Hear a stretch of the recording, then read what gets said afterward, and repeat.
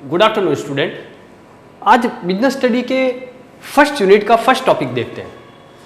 इसमें हम ये जानने की कोशिश करेंगे कि व्यवसाय प्रबंध क्या होता है, एक तरह से मैनेजमेंट क्या होता है, मैनेजमेंट की डेफिनेशंस क्या है, अलग अलग लोगों ने अलग अलग इसकी डेफिनेशन क्या दी है। ये सारा देखने के बाद में हम इस शॉर्ट वीडियो में ये भी देखेंगे कि इसकी कैरेक्टरिस्टिक्स क्या है, विशेषताएं क्या क्या है। ये दो चीजें हम देखने वाले हैं मेन। सबसे पहले बात करेंगे यहाँ पर वो ये कि व्यवसाय प्रबंध में मैनेजमेंट की क्या भूमिका है, प्रबंध क्या होता है। बात करें यहाँ पर तो in the very simple words if I will say that arrangement is the another name of management. Arrangement का मतलब हो गया व्यवस्था करना या प्रबंध करना, एक ही बात होता है। लेकिन जब हम मैनेजमेंट स्कॉलर की दृष्टि से पढ़ रहे हैं, हम मैनेजमेंट स्टूडेंट की दृष्टि से पढ़ रहे हैं, when we are reading just the approach with management student, तो हम ये देखेंगे यहां पर कि वास्तव में management is very different from the arrangement. Arrangement एक वेरी शॉर्ट, एक तरह से कह सकते हैं इसका नैरो स्पैन है, लेकिन हम मैनेजमेंट की बात करें तो बहुत ब्रॉड स्पैन है। तो सबसे पहले बात करेंगे कि ये मैनेजमेंट होता क्या है, प्रबंध होता क्या है। यहां प्रबंध की बात चल रही है। प्रबंध का मतलब हो गया एक तरह से व्यवस्था करना, चीजों को व्यवस्थित कर देना। सबसे पहले यहां पर देखेंगे कि यदि मैं व्यवस्थित करने की बात करूं तो किसी बिजनेस के अंदर व्यवस्था करना क्या हो सकता है। वहां पर बहुत सारे रिसोर्सेज हो सकते हैं, देयर में B so many resources, there may be financial resources, there may be technological resources, there may be human resources, there may be technical resources, economical resources, बहुत सारे संसाधन हैं। उन सारे संसाधनों को प्रबंधित करना प्रबंध कहलाता है। उन सारे संसाधनों को प्रबंधित करना मतलब मैं यह बात कह दूं कि ह्यूमन रिसोर्स हो, चाहे टेक्निकल रिसोर्सेज हो, चाहे टेक्नोलॉजिकल रिसोर्सेज हो, चाहे इकोनॉमिकल रिसोर्स हो, चाहे फाइनेंशियल रिसोर्सेज हो, वो सारे रिसोर्सेज को मिला दें और अपने जो प्री डिटरमाइंड टारगेट्स है, पूर्व निर्धारित लक्ष्य हैं, उनको प्राप्त करना मैनेजमेंट कहा जाएगा। अब यहां पर एक और टॉपिक आ गया है कि what is the pre determined targets. Targets वो है, ऑब्जेक्टिव्स वो है, गोल वो है जो किसी कंपनी ने अपने कमेंसमेंट के टाइम पे, स्टार्टिंग के टाइम पे, अपने निर्माण के समय तय किए थे और उनको प्राप्त करने के लिए यह सारा कार्य किया जा रहा है, यह किया जा रहा है, वह प्रबंध कहलाता है। मैं यहां पर मैनेजमेंट की कई परिभाषाएं बता सकता हूं, जो अलग अलग मैनेजमेंट के स्कॉलर्स होते हैं, there are so many scholars, उन्होंने इसको अलग अलग तरीके से डिफाइन किया है। एक्चुअल में क्या है, मैनेजमेंट एक तरह से हाथी है। अब हाथी जो है उसको 5 अंधे पकड़ कर बैठ गए। अब 5 अंधे जो हैं उसके जिस स्वरूप को महसूस करते हैं वो उसी तरह से उसको इंटरप्रिटेट भी कर देंगे। जाहिर सी बात है, when 5 blind persons will interpret about the elephant, एक हाथी की व्याख्या कैसे करेंगे। मान लो एक अंधे के हाथ में उसका पैर लग गया, अब वो ये सोचेगा कि हाथी जो है वो एक थंबे की तरह है, that is just like a pillar. लेकिन एक अंधा ऐसा है जो पूंछ तक पहुंच गया कैसे भी करके, तो वो क्या इसकी इंटरप्रिटेशन करेगा कि this is just a thin, एक तरह से कह सकते हैं स्किन कोटिंग किया हुआ पतला सा एक है, यही हाथी है। लेकिन एक अंधा जो है वो इसके कान तक पहुंच जाता है। कान तक पहुंचने के बाद में वो ये सोच रहा है कि elephant is just like a year, वो एक पंखे की तरह इसको देखता है, एक फैन की तरह देखता है, तो वो सोचता है कि मैनेजमेंट ऐसा ही है। और जबकि ऑन अनदर हैंड हम बात करें, एक अंधा जो है वो उसका पेट पकड़ लेता है कैसे भी करके, तो वो यह सोचता है कि मैनेजमेंट जो है एलिफेंट जो है वो एक तरह से बहुत बड़ा पिंजरे की तरह है, जस्ट लाइक ए केज। पिंजरा कैसा होता है पक्षियों का, जानवरों का, तो वो ये समझ लेता है ये इतना बड़ा हाथी है। लेकिन मैनेजमेंट उन सब के तरह तो नहीं है। जिसने इसको जैसा देखा उन्होंने इसकी वैसी ही इंटरप्रिटेशन कर दिया। अब यहां पर बात करें तो किसी ने इसके फंक्शनल मैनेजमेंट को देखा है, फंक्शनल साइड को देखा है, इसके क्रियात्मक स्वरूप को देखा है। क्रियात्मक स्वरूप का मतलब यह हो गया कि उसने सिर्फ इसके फंक्शंस देखे होंगे। जैसे कि एक डेफिनेशन है to plan, to organise, to appointment, या एक तरह से बात करें टू लीडरशिप या टू लीडर, और टू डायरेक्ट और टू कंट्रोल। ये सारी जो चीजें मिला दें तो बन जाता है मैनेजमेंट। मतलब डैम श्योर है कि इन्होंने जो है ये इसका एक तरह से फंक्शनल फॉर्म ही देखा है। मैं यहां पर बात करूंगा फंक्शनल फॉर्म के बाद इसका स्ट्रक्चरल फॉर्म। स्ट्रक्चरल फॉर्म की बात करूं मैं यहां पर तो क्या होगा, स्ट्रक्चरल फॉर्म, इसका क्रियात्मक स्वरूप हमने देखा। अब इसका स्ट्रक्चरल फॉर्म देखें तो स्ट्रक्चरल फॉर्म का मतलब हो गया इसका ढांचे की तरह देखना। जैसे मैंने आपको बताया था कि उस एलिफेंट की इंटरप्रिटेशन इन्होंने अलग अलग कर दी है, तो इसकी मैनेजमेंट के बारे में हम लोग क्या सोच सकते हैं, जो इसका फंक्शनल देखेगा वो फंक्शनल लेवल पर इंटरप्रिटेशन कर देगा, जो स्ट्रक्चरल लेवल देखेगा वो ये कर लेगा, जो स्ट्रक्चरल लेवल देखेगा वो ये सोचेगा कि मैनेजमेंट में 3 लेवल है, हायर लेवल, मिडिल लेवल और एग्जीक्यूटिव लेवल, तो मतलब मैनेजमेंट उनके लिए ये हो गया। लेकिन हम कह सकते हैं एक कॉमन डेफिनेशन, यदि मैनेजमेंट की बात करें तो management is the art of getting the people together and inspire them for work to get their predetermined targets. पूर्व निर्धारित लक्ष्यों की प्राप्ति के लिए लोगों को एकत्र करना और भी रिसोर्सेज जो है उनको एकत्रित करना, उनको यह प्रेरित करना, उनको इंस्पायर करना, उनको मोटिवेट करना कि वो कैसे भी करके अपने लक्ष्यों को प्राप्त करने में लगे रहें, संलग्न रहें, अटैच हो जाएं। तो यहां पर हमने स्ट्रक्चरल की भी बात कर ली है, फंक्शनल की भी बात कर ली है, और भी इसके कई तरह के डेफिनेशंस हो सकते हैं। जो कॉमन डेफिनेशन है वो मैंने आपको बता दिया है, जो कॉमन इसका इंट्रोडक्शन था वो हमारा पूरा हो गया है। मैनेजमेंट क्या है और मैनेजमेंट की डेफिनेशंस क्या है वो अलग अलग लोगों ने अलग अलग स्वरूप में दे दी है। अब हम यहां पर बात करेंगे वो है इसकी कैरेक्टरिस्टिक्स के बारे में। कैरेक्टरिस्टिक्स का मतलब ये हो गया इसकी विशेषता क्या क्या है, किस तरह से मैनेजमेंट जो है हमारे काम आ सकता है।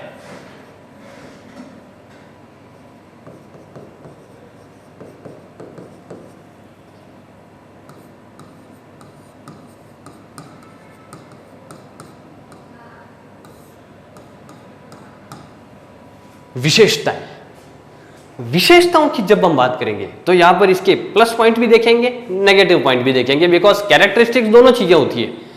Whenever we will talk about the nature, तो हम सिर्फ पॉजिटिव एस्पेक्ट पर फोकस करेंगे, but whenever we are focusing on the characteristics of the management, हम इसके प्लस और माइनस जो भी पॉइंट्स होते हैं उन सब पर फोकस करेंगे। इसकी सबसे पहली जो कैरेक्टरिस्टिक्स है वो ये है कि ये एक गोल ओरिएंटेड प्रोसेस है। मैं यहां पर बात करूंगा गोल ओरिएंटेड प्रोसेस।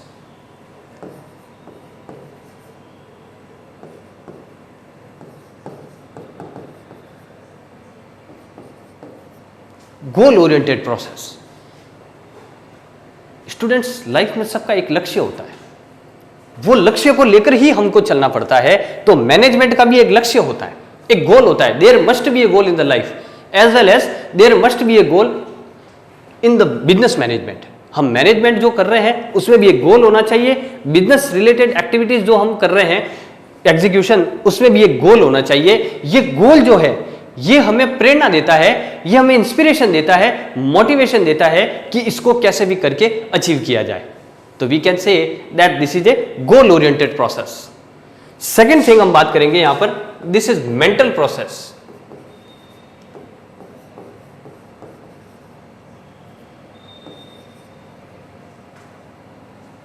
मेंटल प्रोसेस का मतलब ये हो गया यह दिमाग से होगा। मैनेजमेंट जो है यह पूरी तरह से दिमाग से होगा। हम यह कह सकते हैं कि यदि दिमाग नहीं है, यदि एक स्वस्थ व्यक्ति के पास में दिमाग नहीं है तो वो इसको मैनेज भी प्रॉपर तरीके से नहीं कर पाएगा।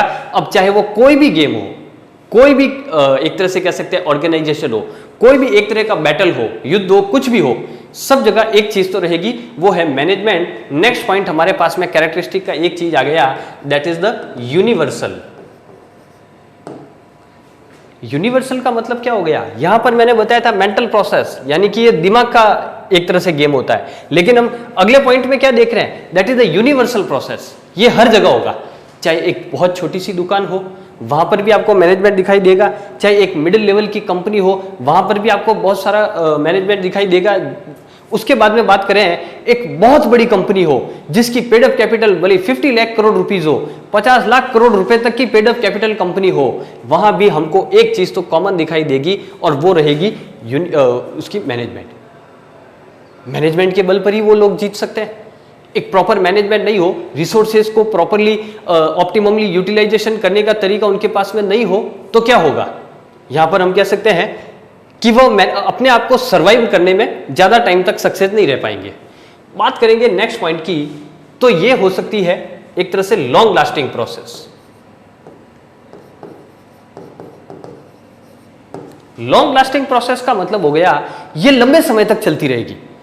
कोई भी कंपनी, स्टूडेंट्स, जब भी कोई बिजनेस ऑर्गेनाइजेशन फ्रेम होता है, कोई भी कंपनी फ्रेम होती है, क्रिएट होती है, तो हम ये नहीं देखते हैं ये 5 साल तक चलेगी, ये 6 साल तक चलेगी, या 2 साल तक चलेगी और उसके बाद में अपना काम बंद कर देगी। हमेशा एक लॉन्ग लास्टिंग एस्पेक्ट लेकर चलते हैं and management certainly help in that, वो उसमें मदद करता है।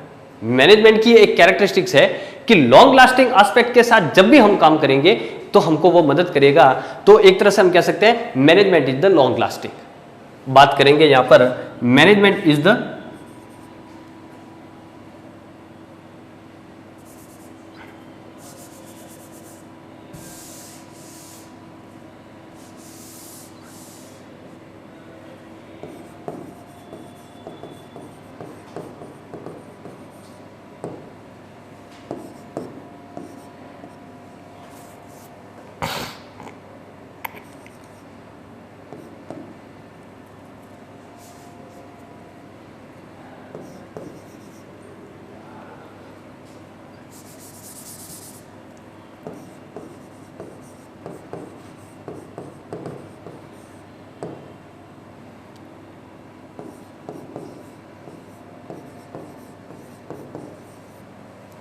Management is the step by step process.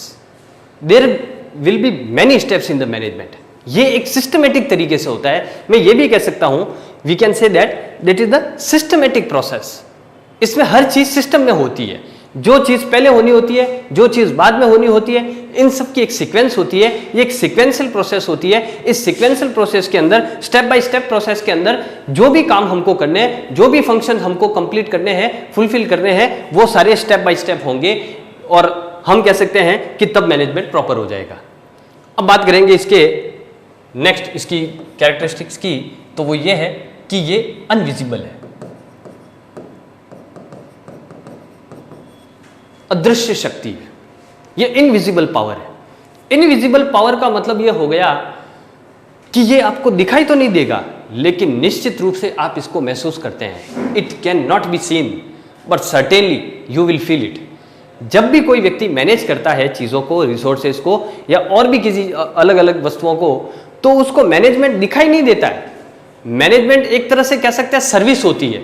Service का मतलब ये हो गया कि ये वो प्रोडक्ट होता है, ये वो एक तरह से हेल्पिंग एड्स की तरह काम करता है, जो आप स्टोर करके नहीं रख सकते, प्रिजर्व करके नहीं रख सकते, अपने सोर्स से अलग करके नहीं रख सकते, जो जनरेट होते ही खत्म हो जाता है, क्रिएट होते ही खत्म हो जाता है, लेकिन ये आपको हमेशा महसूस किया जा सकता, आप द्वारा हमेशा महसूस किया जा सकता है।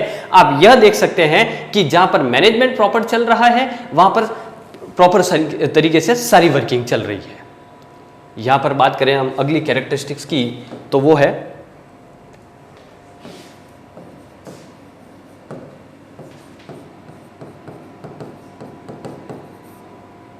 ग्रुप एक्टिविटी, सामूहिक गतिविधि।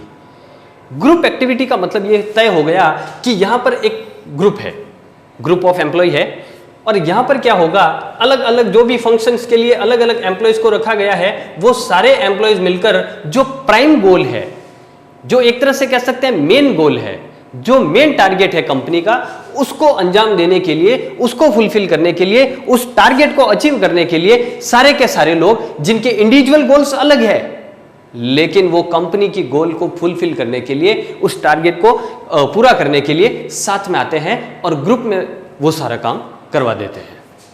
अब बात करेंगे यहां पर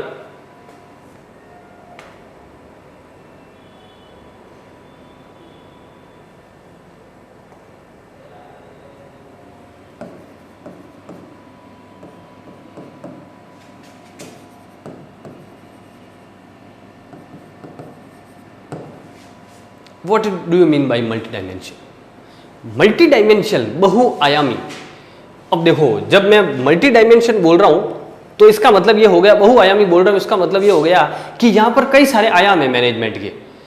कुछ ऐसे फैक्टर्स रहेंगे जिनको मैनेज करना बहुत जरूरी है। उन फैक्टर में सबसे पहली चीज हो गई है, वो हम कॉमनली ब्रॉडर लेवल पर तो कहेंगे रिसोर्सेज, लेकिन यहां पर सबसे पहली चीज हो जाती है वो है man.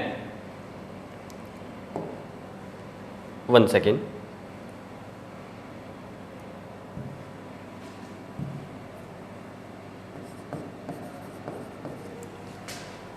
To manage the man.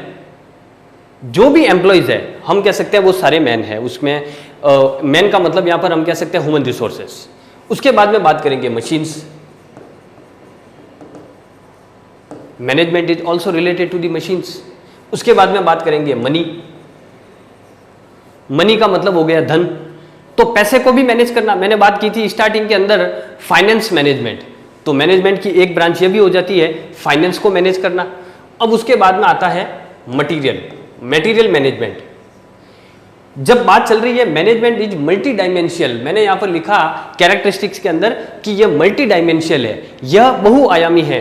तो इसके जो आयाम है वो हम पढ़ रहे हैं। सबसे पहले आयाम है इसका वर्कफोर्स यानी मैन, उसके बाद में आता है मशीनरी, उसके बाद में हम मैनेज करते हैं मनी को भी, उसके बाद में मैनेज करेंगे मटेरियल को, यानी 4 M's है। इन 4 M's को मैनेज करना होता है, इसलिए इसको मल्टी डायमेंशनल कहते हैं प्रोसेस को। और मल्टी डायमेंशनल प्रोसेस कोई भी हो उसको मैनेज करने के लिए ग्रुप एक्टिविटी का होना जरूरी है। मतलब ग्रुप एक्टिविटी है तो सबके अलग अलग काम है, सबके अलग अलग टास्क है, लेकिन यहां पर बात करेंगे तो कॉमन टास्क एक ही है। तो जब कॉमन टास्क एक है तो हम उसको प्राइमरी गोल कहते हैं। तो स्टूडेंट्स ये थी मैनेजमेंट की डेफिनेशन, इंट्रो और उसकी कैरेक्टरिस्टिक्स। नेक्स्ट सेशन में हम ये देखेंगे अपकमिंग सेशन में कि इसकी इंपॉर्टेंस क्या है, सिग्निफिकेंस, और उसके बाद में इसके फंक्शंस क्या क्या है, या इसके लेवल के बारे में पढ़ेंगे हम। इसके कितने लेवल होते हैं, उन लेवल में किन किन लेवल पर क्या क्या इसके फंक्शन होते हैं, उन फंक्शंस को कैसे मैनेज किया जाता है, कौन ऑर्डर्स देता है, कौन रिक्वेस्ट करता है, what is the horizontal process of working, what is the vertical process of working, ये सारा कुछ देखेंगे। Thank you very much.